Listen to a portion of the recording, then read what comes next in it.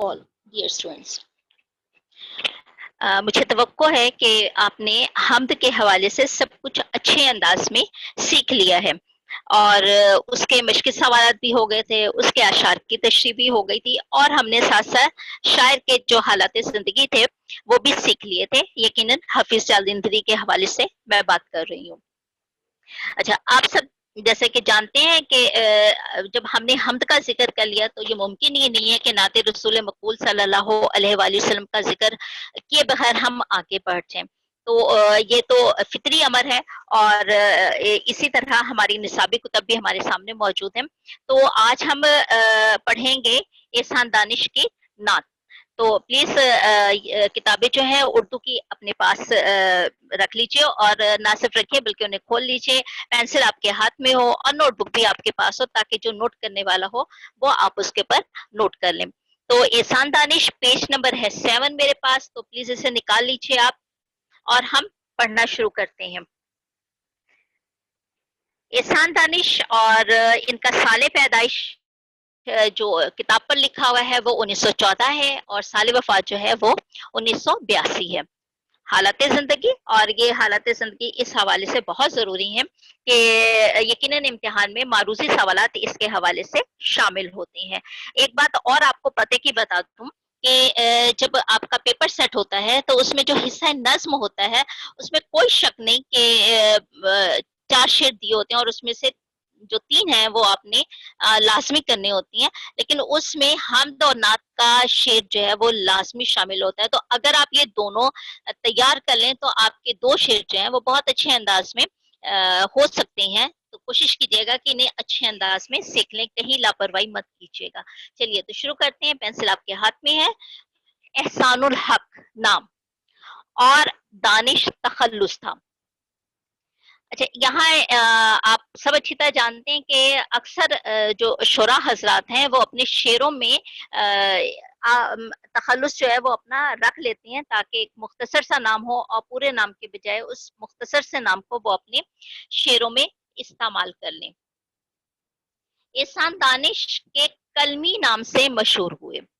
कलमी नाम वो नाम होता है जो लिखने लिखाने के लिए इंसान जो है अख्तियार कर लेता है और यहाँ पर जो मफ़हूम इसका है मकतूबी नाम, आमतौर पे कलमी खत, कलमी दोस्ती इस हवाले से आपने पढ़ा होगा।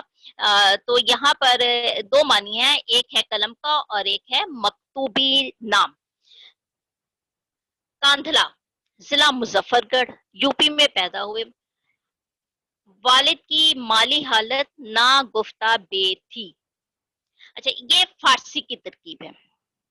ना का मतलब तो आपको पता ही है, ना गुफ्ता बे कहने के काबिल, माली हालत ना गुफ्ता बे थी यानी ना कहने के काबिल थी। मुराद इससे ये है कि हालात जो हैं वो साजगार नहीं थे, थोड़ी परेशानी माली हालात के हवाले से। अरबी और फारसी हाफिज मोहम्मद मुस्तफ़ा से पढ़ी, यानी 2 ज़ुबानें जो इन्होंने हैं अरबी और फारसी हाफिज थे मोहम्मद मुस्तफ़ा, उनसे पढ़ी। स्कूल में सिर्फ चंद जमातें पढ़ सके और गुर्बत की वजह से तालीम का सिलसिला मुनक़ते करना पड़ा, ख़त्म करना पड़ा, टूट गया, छोड़ना पड़ा। आप इन तमाम मानों में इन्हें इस्तेमाल कर सकते हैं। यानी हम पर 2-3 बातें जो हैं वाज़ेह हो गई। पहली बात तो ये कि उनका नाम जो था वो एहसानुल हक था, दानिश उन्होंने तखल्लुस इख्तियार किया और इसीलिए फिर एहसान दानिश के कलमी नाम से मशहूर हुए। और कहाँ पैदा हुए? कांधला, जिला मुजफ्फरगढ़, यूपी में पैदा हुए। वालिद की हालत जो है माल और दौलत के हवाले से थोड़ी मुस्तहकम नहीं थी और इन्होंने जो 2 ज़ुबानें हैं अरबी और फारसी हाफिज मोहम्मद मुस्तफ़ा से पढ़ी और स्कूल की तालीम के हवाले से देखा जाए तो इन्होंने सिर्फ चंद जमातें जो हैं वो तालीम हासिल की और गुर्बत की वजह से तालीम का सिलसिला इन्हें रोकना पड़ गया।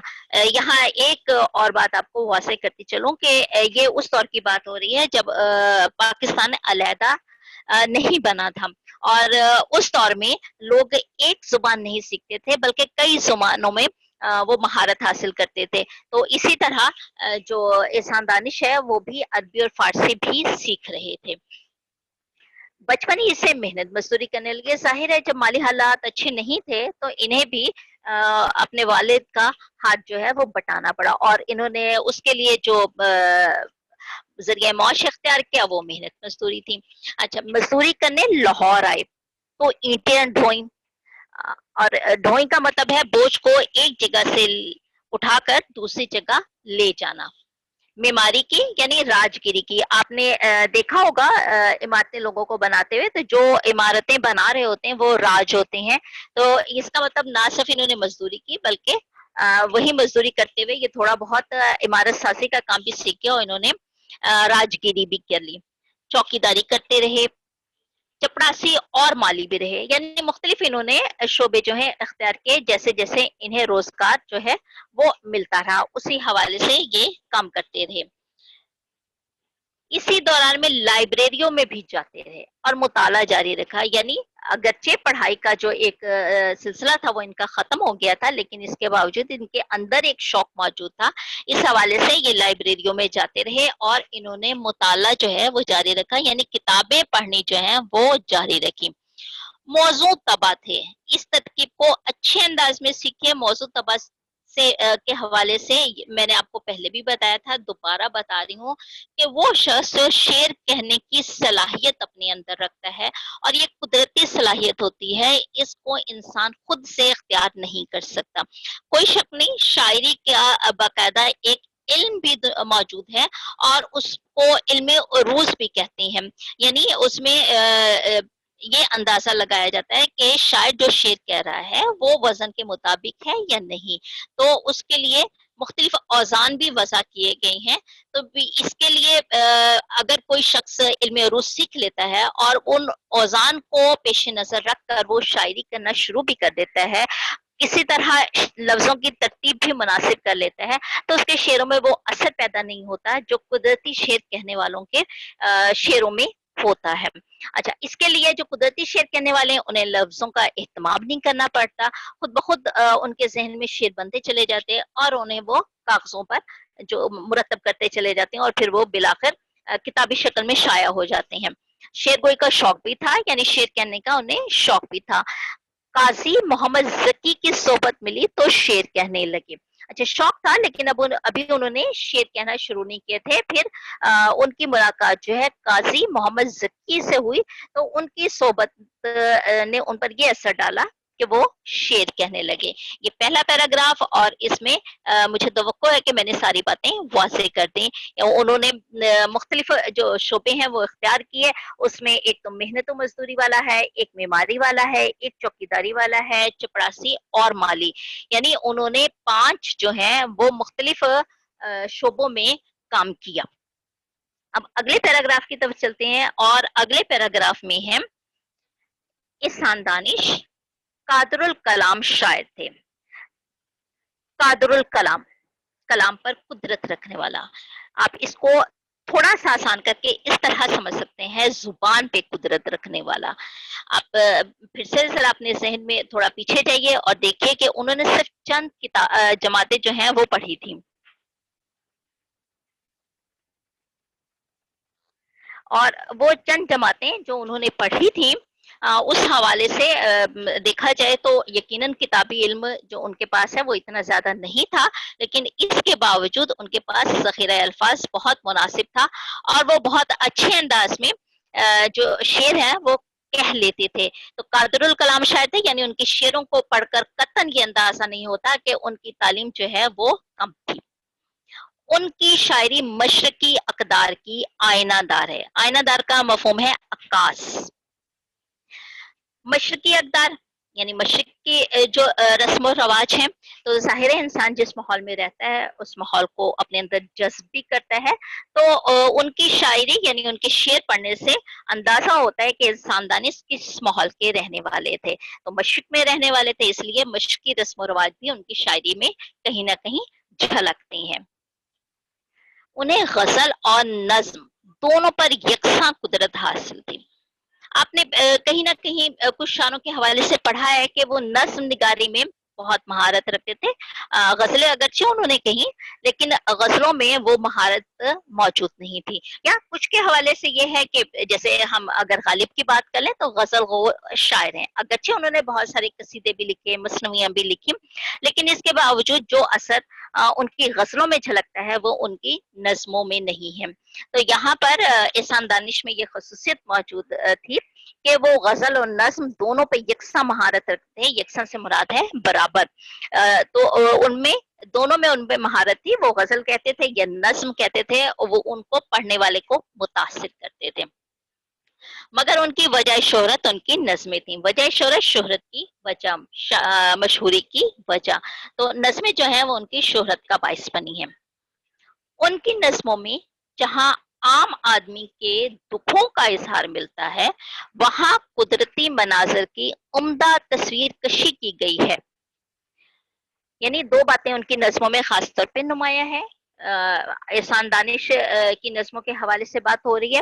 ایک تو یہ کہ انہوں نے اپنے گرد و پیش کے جو لوگ ہیں ان کے دکھوں کو اپنی شاعری میں سمویا ہے, اور اس کے حوالے سے شاعری کی ہے. اس کا مطلب ایک وہ دردمند انسان بھی تھے, اور دردمند دل رکھنے کی وجہ سے وہ دوسروں کے دکھوں کو, غموں کو بہت گہرائی سے محسوس کرتے تھے اور اس کا اظہار اپنے شعروں میں کرتے تھے.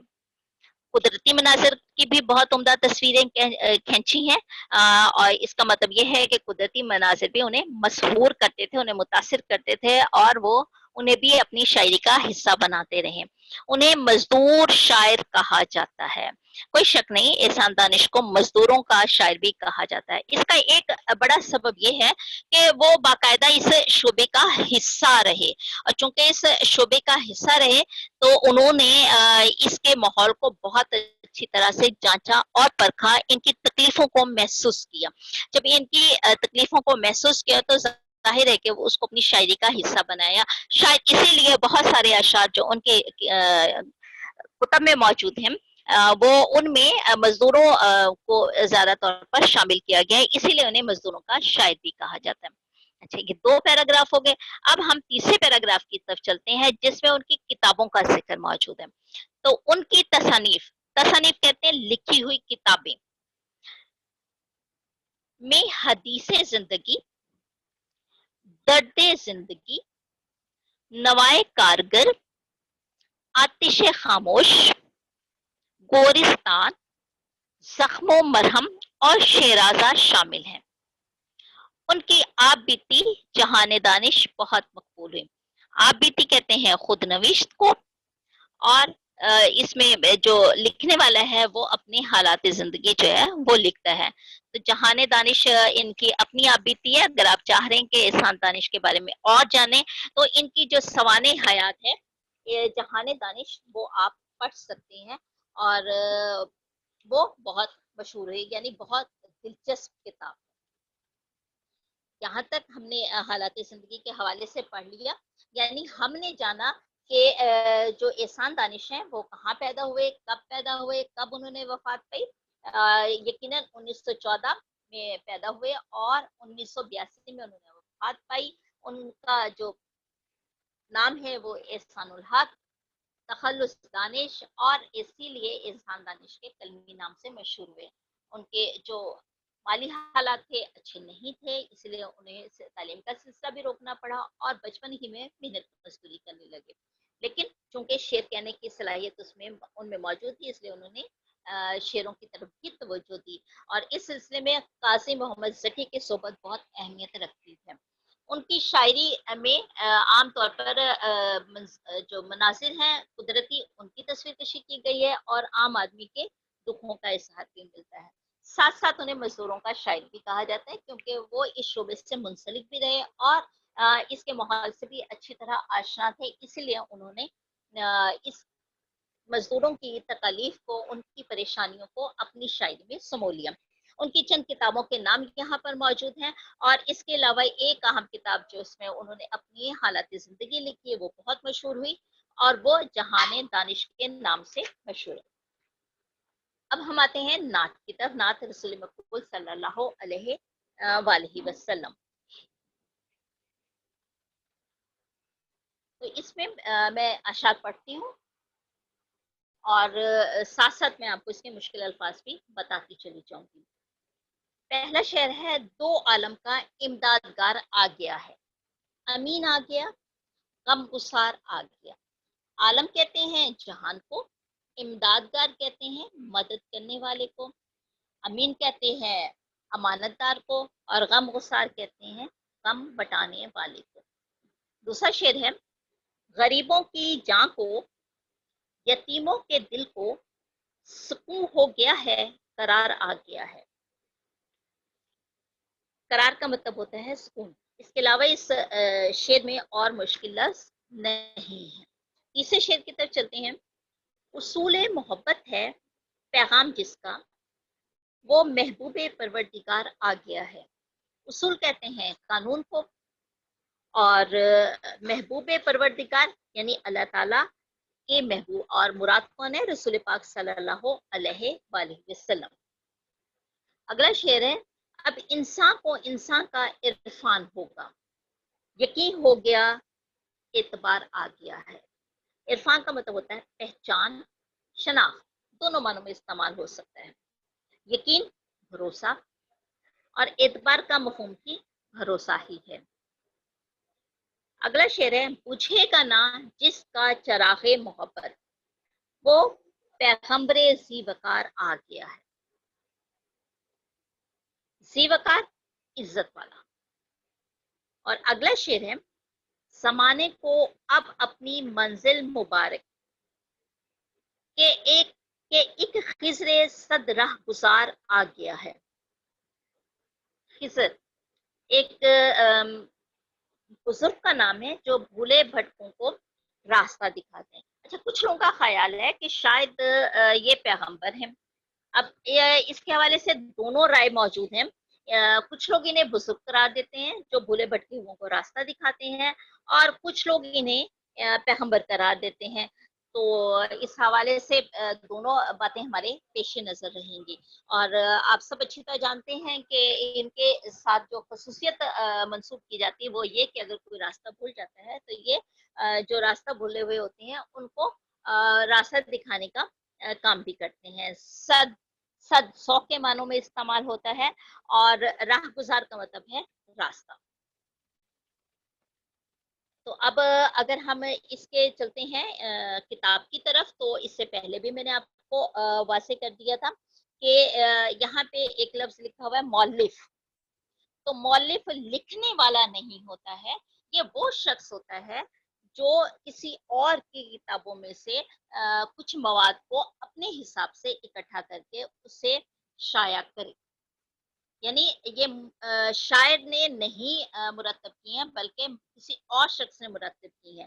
اور جو کتاب کا نام ہے وہ انتخاب نعت ہے، اور اس کی جلد پنجم ہے، یعنی اس سے پہلے بھی 4 جلدیں موجود ہیں۔ یہ 5ویں جلد میں سے نعت لی گئی ہے جو آپ کی اس کتاب کا حصہ بنی ہے۔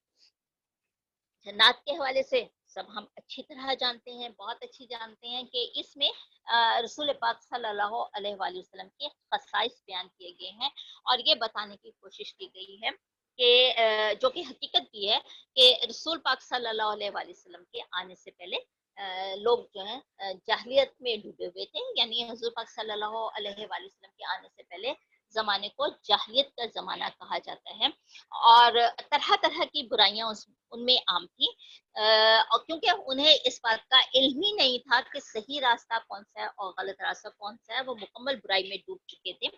تو رسول پاک صلی اللہ علیہ وسلم کی آمد ہوئی، اور آپ صلی اللہ علیہ وآلہ وسلم نے انہیں سچائی کا راستہ دکھایا۔ اگرچہ آپ سچے تھے، حق پر تھے، اس کے باوجود چونکہ وہ اپنے آباء و اجداد کے مذہب کو نہیں چھوڑنا چاہ رہے تھے، اس لیے طرح طرح کی پریشانیاں بھی، کوئی شک جو ہے وہ کوئی شک نہیں کہ انہیں اس کا سامنا بھی کرنا پڑا، نہ صرف رسول پاک صلی اللہ علیہ وآلہ وسلم کو بلکہ صحابہ کرام رضی اللہ تعالیٰ عنہم کو بھی ابتدا میں بہت ساری پریشانیوں کا سامنا کرنا پڑا، لیکن بہرحال جو سچائی ہے وہ ثابت ہو کے رہتی ہے، اور پھر لوگوں نے خود سے اس بات کو ماننا شروع کر دیا کہ ہاں واقعی رسول پاک صلی اللہ علیہ وآلہ وسلم جو باتیں بتا رہے ہیں وہ صحیح ہیں، اور جو ان کے پیروکار ہیں وہ صحیح مذہب کی پیروی کریں، اور یہی مذہب جو ہے ہمیشہ رہنے والا ہے، کوئی شک نہیں۔ تو یہاں تک بات واضح ہوگی کہ ہم نے آج احسان دانش کے حالات زندگی پڑھے ہیں اور ساتھ ساتھ ہم نے نعت پڑھی ہے اور اس کے مشکل الفاظ کے معنی جو ہیں وہ واضح کر لیے ہیں. اب میرے پاس آخری 5 منٹ ہیں اور میں چاہوں گی کہ اگر کوئی مشکل آپ کو پیش آ رہی ہے تو آپ اس حوالے سے مجھے بتا سکتے ہیں.